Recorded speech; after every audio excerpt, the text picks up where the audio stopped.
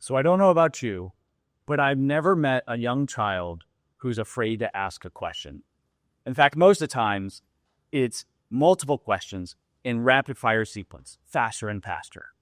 Now, as a father of 4, I know this all too well. Imagine me standing in my kitchen one morning in desperate need of a cup of coffee, something particularly strong. I go to grind the beans, and my spunky 3-year-old yells, "I want to push the button." She runs over, jumps up, starts in with the questions. Why do you grind the beans? Why do you use hot water? Why do you drink so much coffee? All I needed was my cup of coffee. So in a typical under-caffeinated fatherly way, I said, "Just push the button, please." Now I got my cup of coffee that morning.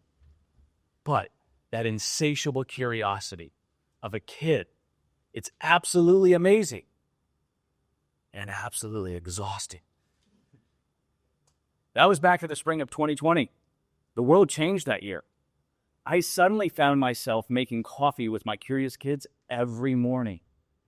I was used to working with clients, brainstorming on whiteboards and the walls of conference rooms, creating a mosaic of collaboration. Now I was stuck, suddenly, behind the screens, buried in dashboards and apps that claimed to be able to tell me every answer I needed. But I was missing something. I felt a gap. I was missing that intuition, knowing when and how to ask a question, creating the space to achieve something special, not just good enough. So, 18 months later, while watching an episode of Ted Lasso, he quotes Walt Whitman, "Be curious, not judgmental." And I knew when I heard it, that was it. My wife was a little confused as to what it was, but we later figured out it was the start of a journey, something that I embarked on to understand the power of curiosity in the midst of instantaneous answers. But a journey it was, just like you started your journey many years ago as a child, with your purpose in life to understand the world around you. You're naturally curious. Asking questions, that's what you're supposed to do. Yet somehow along the way, I allowed efficiency to gain priority over curiosity. So I started on a journey, trying to bridge that gap. I was trying to understand what I was missing. I went on curiosity walks with clients and colleagues and friends, anybody that would walk with me, mostly virtual at the time, but we'd get on a phone call and we'd ask each other questions. But what I realized was it wasn't just about asking the questions. It was creating a space to allow them to ask questions as well as listen to the answers, letting them be curious. So when I went through this, I started digging. I needed to understand why.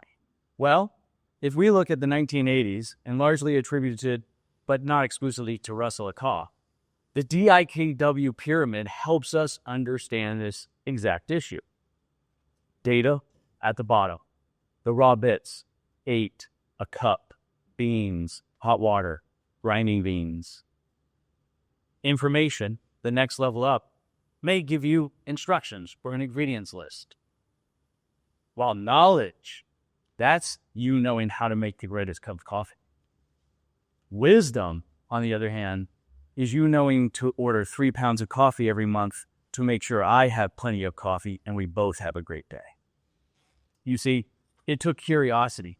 There's an inherent gap between information and knowledge and wisdom. That gap is bridged by curiosity. That gap is what gets you from a lot of data instantaneously to something that you can put into action. So we leverage curiosity to bridge that gap.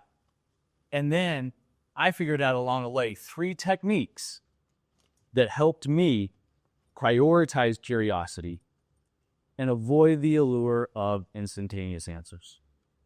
First, we need to start with why. Whether or not we need to change something, troubleshoot something, innovate something, we need to understand the real why, the real root of the problem or the challenge, not the surface level symptoms. Toyota popularized this in the 1970s, and they said 5 whys. Now I, along the way, with time being precious, found 3 whys could help me understand or appreciate Did I have a lot of wisdom or knowledge? Or could I go all the way to wisdom? Why are we in this position? Why do we need to change? Why do we do it the way we do it? Those three whys help me evaluate and know whether I have enough information or do I need to go back to data? Do I need to gain additional perspectives to make sure that I understand it?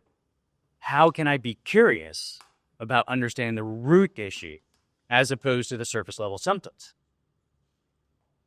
Next, we need to pause.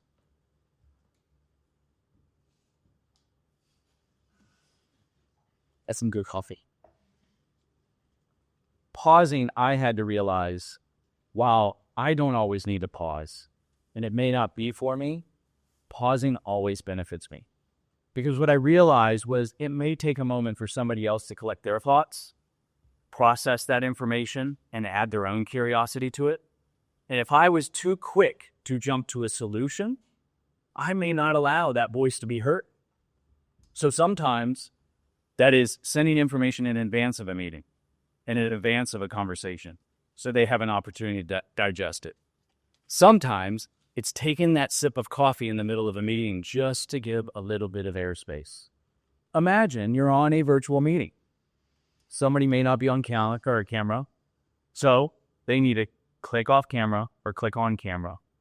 They need to unmute and come and participate.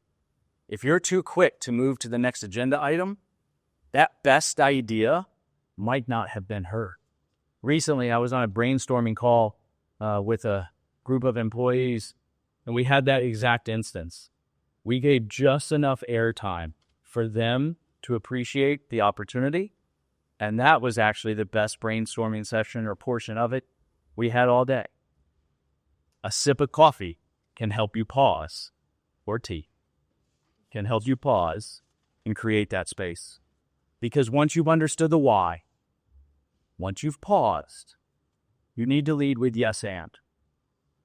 We have to stop starting with why something is not going to work. But that's not going to work because of this. We can't do it that way because of these things, which all might be valid. But instead, if we lead with yes and, we build a solution. I originally learned this technique from a gentleman while sitting around a campfire trying to troubleshoot a problem that an industry colleague had. He challenged us to lead every response with yes and. And in doing so, we went from identifying problems to creating solutions. Yes, and I could go faster if I had more resources. Yes, and I can prioritize that if you deprioritize this. Yes, I can make you a cup of coffee so long as I have beanies. This opportunity to lead with yes and creates a different dynamic. That when you give others the opportunity to participate, you get that participation and you build up with them rather than against them. Appreciating all three of these together now is awesome.